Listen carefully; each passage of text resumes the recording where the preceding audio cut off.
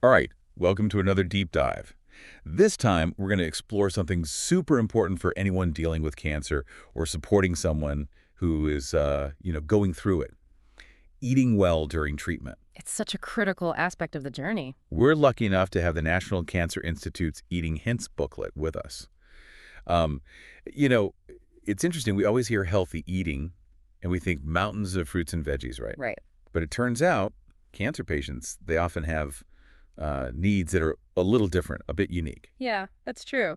The thing is, cancer and its treatments, they can be so tough on the body that, just the usual advice about healthy eating, it sometimes isn't So enough. help me understand this. Yeah. Why the extra protein? Why the extra calories? When we're always told to, cut back and all that, it seems kind of counterintuitive. It's like this. Imagine your body's a construction crew, right? They're working overtime. They got to repair and rebuild. Makes sense. Cancer and the treatments, they can actually cause muscle loss. And that makes it harder for your body to, mend tissues. Oh, wow. So that extra protein, those are the building blocks. Yeah.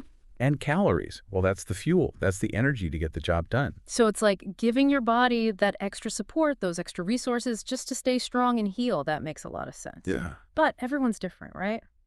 Yeah. How can someone really pinpoint what they need? Not just general advice.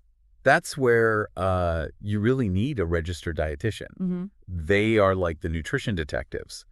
They assess your individual needs. They take into account all the side effects from your treatment. They create a personalized eating plan. Okay. So think of them as your partner in this, Yeah. making sure you're getting the right fuel. That's really reassuring. But even with the best plan, there's still going to be challenges, right? I mean, the booklet mentions all these things like appetite loss, changes in your sense of taste, nausea. It's a lot. It absolutely is. And it's important to remember that these side effects, a lot of times they can be managed. Yeah. And a lot of them, they're temporary. But the key thing is communicate. Anything that's bothering you, talk to your healthcare team. They can guide you. They can maybe suggest adjustments to the treatment, connect you with resources. Don't hold back, Yeah. Speak up. Your voice, it really matters. So what can someone do to prepare for all of this? Like Yeah. even before the treatment begins? First step, talk to your doctor. Discuss the potential eating problems that might come up, based on your specific treatment. Right. And maintaining a healthy weight beforehand. That's a good idea too. Oh, and don't forget dental checkups. Oral health is so crucial during treatment. Those are some great practical steps. What about day-to-day things like meal prep? Any advice to make that easier? Stocking up is a good idea. Stock that pantry, stock the freezer with healthy stuff, easy to prepare options. Canned beans, frozen fruits and veggies, pre-portioned protein, And don't be afraid to ask for help. Friends, family, they can be amazing with shopping, cooking, even just company during meals. It's a good reminder that support can come in so many different forms. Right. Now, the booklet really emphasizes food safety. Why is that such a big deal? Especially during treatment. See, some cancer treatments, they can weaken your immune system. Yeah. And that makes you, well, more vulnerable to foodborne illnesses. Ah, I see. So those bacteria that normally wouldn't be a problem, they can become a serious risk. It's like your body's defense system is kind of down for a bit. Got to be extra careful. Okay, so what are some specific things someone can do just to stay safe? The booklet's got this great do's and don'ts list. Mm. Washing your hands, that's always number one. Before you handle any food, make sure everything's cooked to the right temperature. Right? And certain things, you want to steer clear of them during treatment. Raw fish, uncooked oysters, anything from bulk bins, buffets. So being extra careful, it's not being paranoid. It's really about protecting yourself. That's right. Now, this is a topic that always sparks debate. Mm-hmm. Supplements and special diets. You see all these claims about certain foods or supplements that can, supposedly cure cancer. Yeah. What's the truth here? I think it's wise to approach those claims with a healthy dose of skepticism, Yeah. While certain foods, they can support your overall health, there's no scientific evidence that anything can cure cancer. Got it. So really, really important. Any supplements, any special diets, you got to talk to your doctor first. Okay. They'll help you sort through fact from fiction and make sure that anything you do choose, it's not going to mess with your treatment. It's so easy to get caught up in the hype, but your doctor is your best bet for reliable advice. Mm-hmm. Now, we often talk about the physical side of treatment, but cancer, it's such an emotional experience too. Yeah. How can people cope with that emotional side and still, you know, maintain a healthy appetite when they're feeling stressed or down. Recognizing that emotional well-being and physical health, they're totally intertwined. Those feelings like depression, anxiety, fear, even loneliness, those are common. And they can definitely impact your appetite. So what helps? Well, one thing the booklet suggests is learning. Learning about those possible side effects beforehand.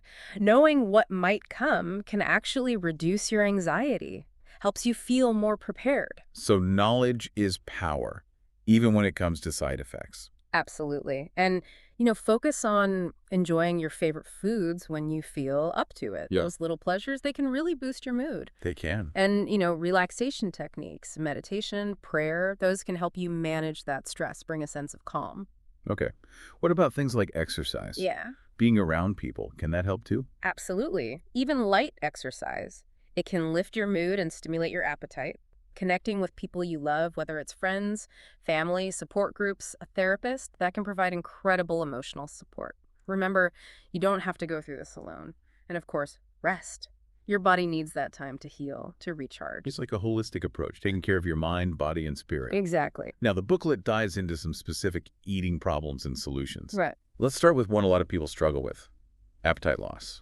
What's behind it, and how can people manage it? Appetite loss, it's so common during treatment. It can be the stress of the diagnosis, it can be side effects like nausea, or even changes in your metabolism.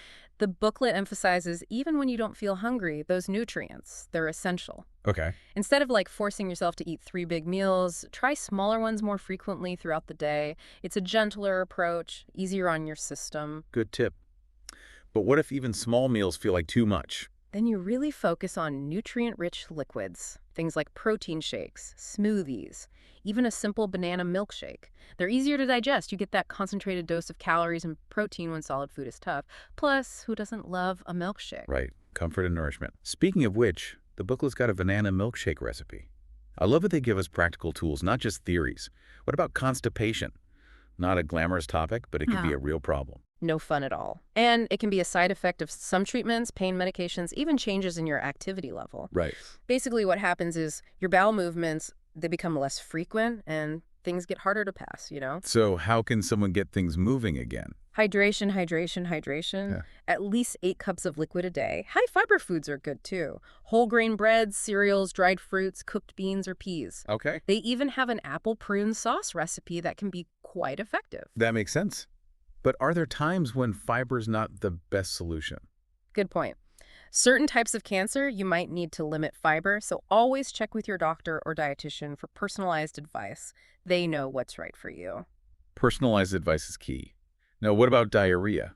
Another issue that can pop up during treatment. Diarrhea, it's the opposite of constipation, right? You're having loose, watery bowel movements, and more frequently than usual. Right. It can be caused by radiation, chemo, immunotherapy, even infections. And the biggest worry with diarrhea is dehydration. So how do you manage that? Stay hydrated and manage the diarrhea. Again, fluids, fluids, fluids. But this time, stick to clear liquids. Water, ginger ale, sports drinks. You want to replenish those electrolytes you lose. Okay. Choosing foods and drinks with more sodium and potassium can help too. So it's really about paying attention to what your body's telling you. Let's talk about dry mouth. Maybe not as serious as some of the other issues, but it can really impact how you enjoy food. Yeah, dry mouth or xerostomia. It happens when you don't produce enough saliva. Makes it tough to talk, to chew, to swallow. Affects your sense of taste too. I can imagine. What causes that during treatment? Chemo and radiation, especially if it's aimed at your head or neck, can damage your salivary glands, so you produce less saliva. So what can you do about it? The booklet says sipping water throughout the day, that's key. Sugar-free gum, hard candy, those can help too. They stimulate saliva production. Right. And moist foods that can make chewing and swallowing more comfortable. Makes sense. And if it's really bad, there are artificial saliva products that can help. Good to know. What about lactose intolerance? Some people suddenly develop that during treatment, right? What is it, and what can they do? Lactose intolerance, it's basically when your body struggles to digest lactose. That's the sugar in milk. Right. It can cause gas, cramps, diarrhea. Oh, no fun. And if you start noticing these symptoms during treatment, it could be lactose intolerance. The good news is tons of lactose-free or low-lactose milk products out there. Okay. Soy milk, almond milk, oat milk, all great alternatives. And a dietitian can help you adjust your diet to make sure you're still getting enough calcium and stuff. It's amazing how adaptable we are, but also how much support we need sometimes. Speaking of needing support, let's talk about nausea. Probably one of the most dreaded side effects. What causes it, and how can people deal with it? Nausea, that awful queasy feeling, it can be triggered by a lot of things. Chemo drugs, radiation, even stress and anxiety. Managing it is all about finding what works for you. The booklet suggests smaller, more frequent meals instead of 3 big ones. Bland foods that are easy to digest can help too. Sometimes just sipping on clear liquids like water or ginger ale can calm your stomach. Those are good tips. Yeah. And the booklet also mentioned that even the smell of food can be a trigger. Oh, absolutely. If that's you, try to avoid strong food odors. And room temperature foods, they can be better than hot foods for minimizing those triggers. Plus, your doctor can always prescribe anti-nausea meds if you need them. So many options. It's reassuring. Let's move on to another tough one. Sore mouth, also known as mucositis. What is it, and how can people deal with the pain and discomfort? Mucositis is basically inflammation or sores in your mouth. It's a common side effect of radiation or chemo, especially when it's directed at the head and neck. Eating can be really painful, so the booklet recommends soft, easy-to-chew foods. Nothing spicy, acidic, or crunchy. You don't want to irritate those sores. Right. And keeping good oral hygiene, super important too. Makes sense. Are there any foods or drinks that can help with the pain? The booklet has a recipe for a soothing fruit and cream blend. It's basically soft fruits like bananas and berries blended with milk or yogurt. So it's cool, creamy, and easy on a sore mouth. That sounds refreshing. And again, staying hydrated is key. Okay. What about a sore throat? It's Or like close swallowing. yeah. That's esophagitis, right? Yeah. How's that different from mucositis, and what can people do about it? So mucositis is the mouth, esophagitis is the esophagus, the tube that connects your mouth to your stomach. Right. Radiation to the head and neck, certain meds, infections, they can all cause it. And the symptoms are similar: pain, difficulty swallowing, that sort of thing. The advice is similar too. Stick to soft foods, cut them into small pieces, moisten them with sauces or gravies. Avoid irritants like spicy or acidic stuff. It's about making the whole eating process as easy as possible. Now let's talk about something that can really impact your enjoyment of food, taste, and smell changes. Why do these happen, and how can people make their meals more appealing when everything tastes, off? Taste and smell changes, super common. Foods might taste metallic, bland, just different. It's usually damage to your taste buds from chemo or radiation, or changes in your body chemistry. It can be super frustrating when your favorite foods don't taste the same anymore. I bet. The booklet suggests experimenting, see what appeals to you. Herbs, spices, marinades, try adding those for flavor. And don't forget how your meal looks. Oh, yeah. A visually appealing meal can sometimes trick your brain into enjoying it more. It's all about engaging the senses, right, to make eating more pleasurable. Okay, let's talk about vomiting. Yeah. What causes it during treatment, and how can people manage it? Vomiting can be really tough. Often comes with nausea. It can be from the treatments, medications, even anxiety and stress. Managing it starts with staying hydrated, sipping clear liquids, even when you're not hungry. Avoid solid foods until the vomiting subsides. And anti-nausea meds from your doctor, they can be a big help. Rest is key too. Give your body a break. Hydration, meds, rest. Got it. Now, this one might surprise people. Weight gain. Most folks associate cancer with weight loss. It's a common thought. But while weight loss is a concern, weight gain can happen too. Certain cancer types, meds like steroids, hormonal therapies, even decreased activity due to fatigue or side effects. So if you're gaining weight during treatment, what can you do? Focus on a balanced diet. Lots of fruits, vegetables, and lean protein. Choose low-fat cooking methods like grilling, baking, or steaming. And if you can, exercise. Even moderate activity can help with weight and overall well-being. Makes total sense. Now let's flip it. Weight loss, that's the more common issue, right? Right. Why does it happen, and what can people do? Weight loss, well, cancer and the treatments can really affect your appetite. Your body's ability to absorb nutrients, your metabolism, all of that's impacted. To combat unintentional weight loss, you really have to prioritize calories and protein. Focus on nutrient-rich, energy-packed foods. Don't be afraid to snack between meals. And if you're still struggling, your doctor might recommend supplements. So it's about maximizing those nutrients, whether it's food or supplements. Exactly. Now, we talked before about different treatments causing specific eating problems. Yeah. Let's break it down a bit. Surgery, for instance. How does it affect eating, and what challenges do people face? Surgery, especially if it involves the digestive system, can really disrupt the normal eating and digestion process. You might have trouble swallowing, changes in appetite, even need a feeding tube for a while. Oh, wow. After surgery, your body really needs those extra calories and protein for healing. Okay. What about radiation therapy? What impact does that have? Radiation, especially if it's aimed at your head, neck, chest, or abdomen, can lead to a whole bunch of challenges. Like what? Radiation to the head and neck can cause taste changes, dry mouth, sore mouth, and throat, and make it hard to swallow. Okay. Radiation to the abdomen.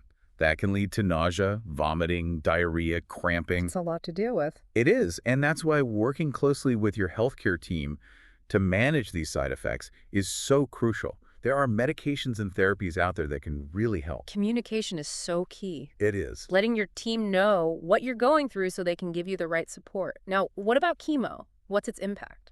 Well, chemo is designed to kill those fast-growing cancer cells. Right. But it can affect healthy cells too, the ones that divide quickly, like the lining of your mouth and intestines. Ah, I see. And that's what leads to a lot of the side effects.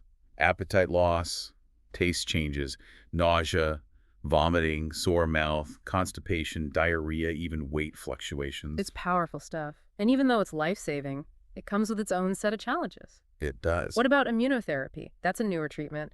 What eating challenges are common with that? Immunotherapy works by boosting your immune system to fight cancer, right? Right. But it can sometimes cause side effects that affect your eating, things like appetite loss, nausea, vomiting, sore mouth, and sometimes even severe weight loss. So it's important to be aware of these and be proactive. Absolutely. Yeah. And lastly, let's talk about hormone therapy. How does that play into all of this? Okay. Hormone therapy, its main thing is affecting hormone levels. Right. But it can indirectly mess with your eating habits, too. How so? Taste changes, diarrhea, and sometimes weight gain. It can be a mixed bag. So every treatment comes with its own set of possible side effects. It's a lot to process. What happens after treatment ends? Does everything just go back to normal? Well, most eating problems do tend to improve after treatment. Your body's pretty incredible at healing and bouncing back, but it can take a little time to fully recover. That makes sense. Yeah. So what's the best way to get back to healthy eating after it's all over? The booklet suggests a gradual approach. Start with simple meals. Then, as your appetite and energy come back, slowly increase the variety and complexity of your food. So listen to your body. Exactly. It'll tell you what it needs. Don't overwhelm your system after everything it's been through. Right. And they really hit on the importance of a balanced diet. Lots of fruits, vegetables, whole grains, lean protein, healthy fats, all the good stuff. It's even more important after treatment, right? Yeah. To really nourish and support your body. You got it. And it's not just what you eat, but how you eat. Mindful eating, slow down, savor your meals. That can really help with digestion and enjoyment. Yeah, we often just rush through meals. We're not really paying attention. Exactly. After treatment, it's a great time to rebuild that relationship with food. A healthy one that's all about nourishment and enjoyment, not stress. It's like taking something difficult and turning it into an opportunity to grow, to change for the better. We've covered so much today. The importance of nutrition during treatment, specific challenges, solutions. It's a lot. Yeah, it's a lot to take in. We'll continue this exploration of eating hints in the next part of our deep dive. We'll get into hydration, more practical tips, and those delicious recipes. Stay tuned. Welcome back to our deep dive into eating hints. We're uncovering all this really helpful advice for anyone going through the challenges of eating during cancer treatment. So important, We've covered so much ground in part one, from understanding the unique nutritional needs to all the common eating problems and their solutions. Right, right. And one of the things that stood out to me was how the booklet doesn't just say, hey, here's the problem. They actually offer real solutions, Right. practical stuff. Yeah. Remember that lactose-free double chocolate pudding recipe? Who knew you could have a delicious chocolatey treat even when you're dealing with lactose intolerance? It's all about those small wins, right? Those moments of enjoyment even when things are tough. Exactly. It really highlights that even during treatment, there are often ways to adapt to maintain your quality of life. Yeah, it's not just about the food itself. It's about the whole process, the preparing or even having someone else prepare it for you. It can be really nurturing, especially when you're feeling so vulnerable. That's such a good point. Sharing meals, that social connection, it can be so therapeutic. Absolutely. And it brings us back to support systems. Right. The booklet really emphasizes that you don't have to go through this alone. No, not at all. Friends and family can step in, help with groceries, meal prep, even just sitting down and enjoying a meal together can make such a difference. It really can. And we can't forget about the professional support, like dietitians, therapists, that kind of thing. Of course, they can provide that expert guidance, the emotional support that's so crucial during this time. Absolutely. So many resources out there, and it's important to use them. Yeah. Remember, asking for help, that's a sign of strength, not weakness. So true. It's about taking care of yourself. Okay, we've talked a lot about the challenges and solutions during treatment, but I'm curious, what happens after treatment ends? Does everything just magically go back to normal? It's a great question, and the booklet actually addresses that. They say most eating problems tend to improve after treatment, Okay. but it takes time for your body to fully recover. It's like, running a marathon. You need that time to rest and rebuild. Makes sense. So you don't want to overwhelm your system after everything it's been through. Right. They recommend starting slowly, gradually increasing the variety and complexity of your meals as your appetite and energy levels return. Just listen to your body. It'll tell you what it needs. It's about being patient with ourselves. Exactly. And they emphasize, again, balanced diet, lots of fruits, veggies, whole grains, lean protein, healthy fats, basically all the good stuff we should be eating anyway, but even more important after treatment. To really nourish and support your body. So it's not just going back to your old eating habits. It's almost like creating even healthier ones for the long term. I like that. That's a great way to put it. And it's not just what you eat, but also how you eat. Mindful eating, slowing down, savoring your meals. That can make a big difference in how you digest and enjoy your food. It's true. We often just rush through meals without really, being present with the food. Exactly. And after cancer treatment, it's a perfect opportunity to kind of reestablish that healthy relationship with food. One that's not about stress or deprivation, but about nourishment and enjoyment. I love that. Turning something difficult into an opportunity for growth and change. Exactly.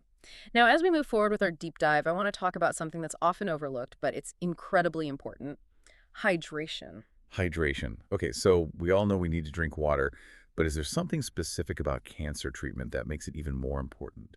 You're right, we all need water. But during cancer treatment, staying hydrated, it's even more crucial for a couple of reasons. First, a lot of the treatments, chemo, radiation, they can dehydrate you through side effects like, nausea, vomiting, diarrhea. Oh, right. I remember reading about that in the booklet. Yeah, they can really sap your body's fluids.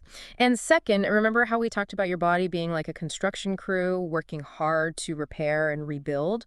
Well, water is essential for all of that. It transports nutrients, it flushes out waste, regulates temperature. It's kind of like the worker that keeps everything running smoothly. So dehydration can actually slow down the healing process. Exactly. It can lead to fatigue, weakness, constipation, even more serious complications.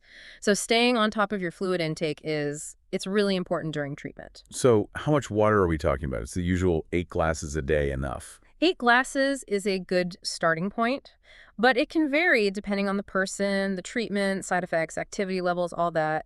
Some people might need more, especially if they're, dealing with vomiting or diarrhea. It's always best to check with your doctor or dietitian for personalized advice. Right, because a one-size-fits-all approach doesn't really work here. And besides water, are there other ways to stay hydrated? Absolutely. Fruits and veggies, especially the ones with high water content, like watermelon, cucumbers, spinach, they can all contribute to your fluid intake. Well, that's a much more appealing way to stay hydrated. Yeah. I'll take some watermelon over forcing down another glass of water any day. Right. And broth-based soups are another good option. You get fluids and electrolytes, which can be especially helpful if you're nauseous or vomiting. Smoothies can be hydrating too. Just watch out for added sugars. And even unsweetened tea or coffee can count. Okay, so there are lots of options beyond just plain water. It's about finding what works for you. Now, I know we touched on this before, but I want to go back to the emotional side of eating during cancer treatment. It's so important. But how can you really support yourself or someone you care about emotionally during this time? You're so right. The emotional piece is huge. Cancer treatment can be such an emotional roller coaster, and those emotions can definitely affect your appetite and how you eat. One thing the booklet really emphasizes is the power of simply listening, being present. Just being there for someone. Offering a shoulder to cry on, a listening ear, it can make a world of difference. Letting them know they're not alone in this. Exactly. And don't underestimate those small gestures. Bringing a meal, doing the dishes, even just a quick text to check in. It can brighten someone's day, make them feel cared for. Those little acts of kindness can really go a long way. They really can. And if you're the one struggling emotionally, don't hesitate to reach out for professional help. A therapist can provide that support and guidance as you navigate this. It's a reminder that taking care of your mental and emotional health is just as important as the physical stuff. It's all connected. Absolutely. Now, as we get into the last part of our deep dive, I want to highlight some of the practical tips and recipes that the booklet offers. These are the things that can really make a difference in your day-to-day life during treatment. Okay, great. I'm ready for some actionable advice. What are some of the highlights? One of the biggest things they emphasize is planning. Stocking your pantry and freezer with healthy, easy-to-prepare options can be a lifesaver, especially when you don't have the energy to cook. Canned beans, frozen fruits and veggies, pre-portioned proteins, whole grain pasta, even some healthy convenience meals. It's like having those things ready to go, it can really reduce stress and make mealtime so much easier. It's like setting yourself up for success. Exactly. Make things as easy and convenient as possible. And they also give you tips on how to modify recipes, make them more appealing, easier to eat. Like if you have a sore mouth, you can blend soups and casseroles for a smoother texture. Or if your taste is off, experiment with different seasonings and spices. It's about making those adjustments, right? Exactly. Make it work for you. And what about all those delicious recipes we keep talking about? Can you give us a sneak peek? Of course. The booklet has recipes for everything. Smoothies, shakes, soups, stews, desserts, snacks. There's something for everyone, whatever your dietary needs are. One of my favorites is the banana milkshake recipe. It's so simple, perfect when you need a quick boost of calories and protein. Plus, it's a great way to use up those ripe bananas. I love that they actually give you these concrete examples of how to put the advice into action. Yeah. It's one thing to talk about the importance of nutrition, but it's another to actually give people recipes they can try. Absolutely. And they even have tips for making meal times more enjoyable, even if you're not feeling your best. Like setting a relaxing atmosphere, listening to music while you eat, even inviting friends or family over. It's about turning mealtime into a positive experience. I love that. It's about the whole experience, the social aspect, the emotional aspect. It's not just about the fuel. It's about connecting and nourishing yourself. Yes, exactly. We've covered a lot in this part. Hydration, planning, modifying recipes, making meal times more enjoyable. It's been really informative. It has. But there's still more to come. Okay. In the last part of our deep dive, we're going to talk about some specific things you can actually do to support yourself or someone you care about during this time. I'm looking forward to it. Stay tuned for that final part of our exploration of eating hints. Welcome back to the final part of our deep dive into eating hints. It's been really eye-opening going through this booklet. So much practical info and support packed into these pages. It's amazing, isn't it? It's like they've thought of everything. In the last part, we were talking about those small, everyday things we can do that actually make a big difference during treatment. Yeah, those little things can really add up. And one thing that really resonated with me was planning ahead. Oh, absolutely. Having those go-to meals and snacks, ready to go, it can be a lifesaver, especially when you just don't have the energy to cook. It's like having a backup plan, right? Takes some of the Yeah. pressure off. Exactly. And it made me think about how I can be more proactive in supporting friends and family who are going through treatment. Even something as simple as, bringing over a meal or offering to grocery shop. Yeah, those gestures mean so much. It's all about being there for people in practical ways. Absolutely.